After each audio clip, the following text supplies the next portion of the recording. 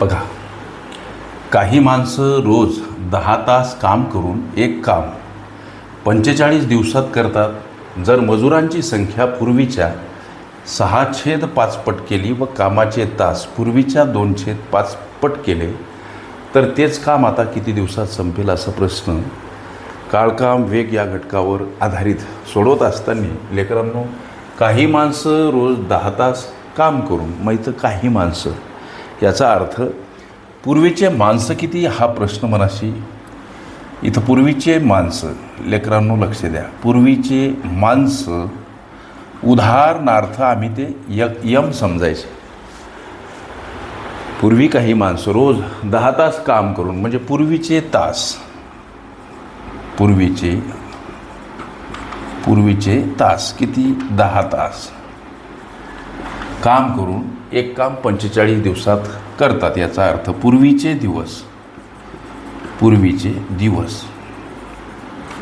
एक काम 45 दिवसात करतात, पूर्वीचे दिवस 45.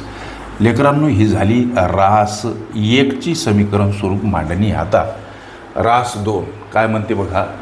जर मजुरांची संख्या पूर्वीच्या 6/5 पट केली, म्हणजे आता नवीन माणसं हा प्रश्न, नवीन माणसं जर मजुरांची संख्या पूर्वीच्या 6/5 पट केली, म्हणजे पूर्वीचे माणसं यम आणि याच्या 6/5 करायची म्हणून अशा पद्धतीची मांडणी. पूर्वीच्या माणसाच्या म्हणून गुणाकाराचं चिन्ह 6/5 पट केली. मग आता याला संक्षिप्त करा. M गुणिला 6, 6 M छदस्थानी 5.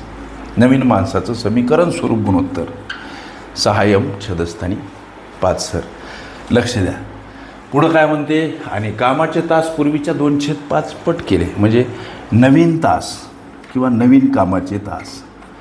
नवीन तास किती, तर पूर्वीच्या 2/5 पट केली, म्हणजे पूर्वीचे तास 10 याच्या 2/5 करायचे, म्हणजे अशा पद्धतीची मांडणी.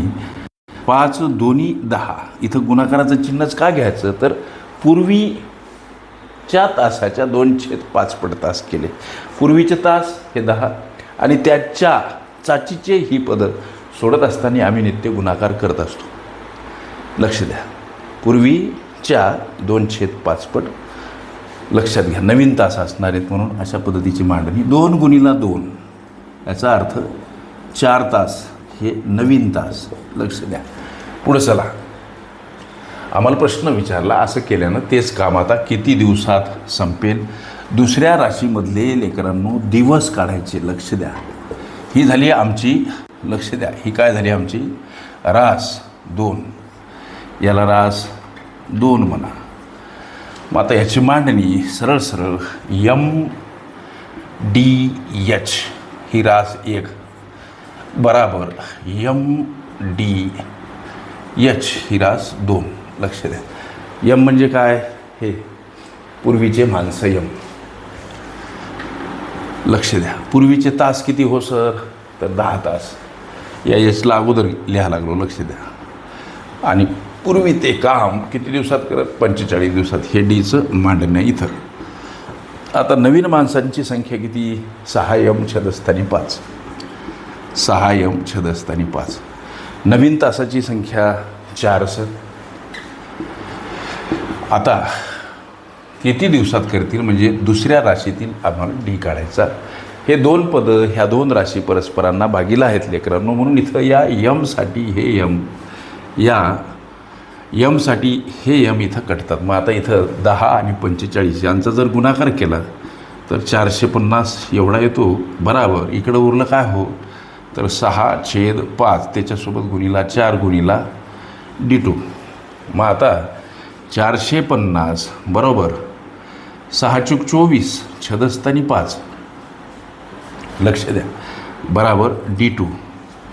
आता लेकरांनो, या 450कडे येताना 5 गुणिला आणि 24 भागीला स्वरूपात मांडावे लागतात. इकडं हा D2. तर याला जर भाग दिला तर कसा देता येईल, हा 6×24 6×7 42. लक्ष द्या, किंवा असा गुणाकार केला तरी चालते, देता येईल. फक्त पाहण्याचा हा गुणाकार करा. 500 पाचा पाचा 25 5 हातचे आले 2, 5 20 आणि 2 2250 भागीला 24 हे D2. याला संक्षिप्त करा आता. तर 6 चूक 24 होईल, 6 18 होतील, 4 उरतील 45 होतील, 6 7 42 आता उरतील 3 होईल 30 होतील, 6 35 म्हणजे 375 आणि छेदस्थानी 4 हे झालं तुमच्या प्रश्नाचं उत्तर. परंतु हे उत्तर पर्यायामध्ये नाही सर, नसू द्या लेकरांनो. तर ह्याचा हा पर्याय नक्कीच असेल. लक्ष द्या. दिवस कधीकधी आपल्या मानसिक क्षमतेची चाचणी म्हणून असं पूर्णांकयुक्त अपूर्णांकामध्ये हेच ते घराणं आहे. लक्ष द्या. याचंच हे जे अंशाधिक अपूर्णांक आहे याचंच हे पूर्णांकयुक्त अपूर्णांकामध्ये रूपांतरण आहे. वाटल्यास 93 गुणिला 4 आणि त्याच्यामध्ये 3 मिळवा. छेदस्थानी छेद जसं तसा ठेवा लागतो. आता बघा 4 त्रि 12, 2 हातचा आला 1, 4 9 36 आणि 1 37. त्याच्यात 3 मिळवायचे. छेदस्थानी 4 जसे तसे.